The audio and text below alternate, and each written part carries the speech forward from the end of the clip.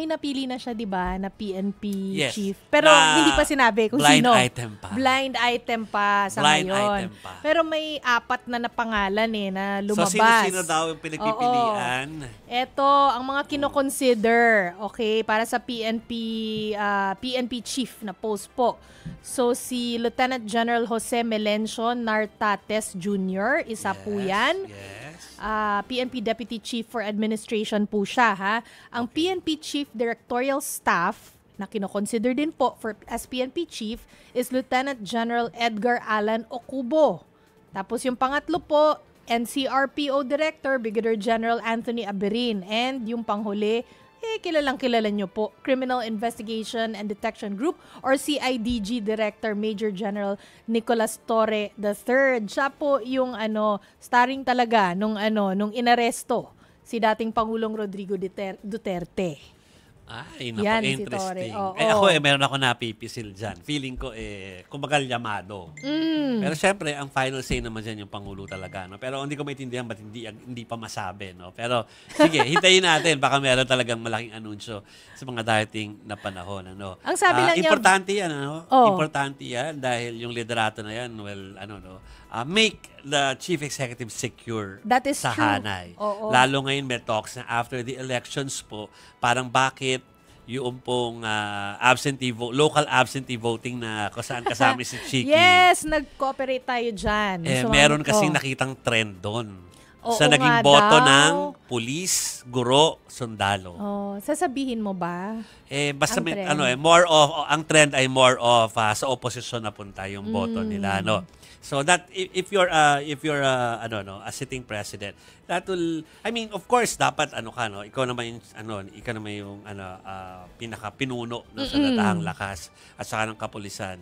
Pero syempre mag-iisip ka, how do you open yung communication with the puwersa para sabihin na teka, magkaisa tayo. Oo. Kasi yung local absentee voters po kasi mga kapatid, karamihan po doon ay uniform personnel. Militar, police. Yan, mga ganyan. Kasama din yung media pero maliit lang yung porsyento namin. Well, uniform, pati teacher, uniform din naman sila. At alam niyo naman ang power ng mga teacher pati sa persuasion po. So parang sila yung mga, kung merong mga hinaing ang mga ito, dapat pinapakinggan yan. Because sila, parang mga importanteng haligi ng ating bansa. No? So, ganyan, natin yan. Kumbaga dapat kahit na nagtatalo-talo ngayon, paniniwalaan ba yung survey or hindi, wag nyo nang pag-usapan yon. Sabihin, wag na yun ang maging battle cry ng mga tao ngayon na fake yan or hindi yan dapat paniwalaan. Ang dapat pinag-uusapan po ngayon ay kung paano papakinggan yung boses nitong mga tao na nagdesisyon noong halalan. Kung medyo hindi pabor sa inyo yung desisyon nila, pakinggan nyo bakit. Bakit nga ba? Ano ba yung pagkukulang ko na dapat kong punuan para makumbinsi kayo na kami nasa tamang daan. Diba? Yun yung tinatry ni Pangulong Bongbong Marcos ngayon, diba?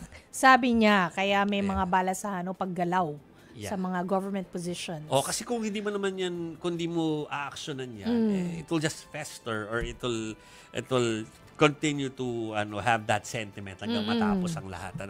So, hindi natin sinasabi na, kasi may usapan ng mga kudeta. Kasi kanina, yung AFP nagsabi na parang under their watch, hindi mangyayari yung si General kudeta. Browner nagsabi po niyan. General Browner. So, pero, yun nga, unang-una, sana nga hindi because it will set us back economically in a parang situation na mahirap tayo makabangon in 3 years time. Baka minsan nga 5 years before ka makabangon pag merong ganong unrest.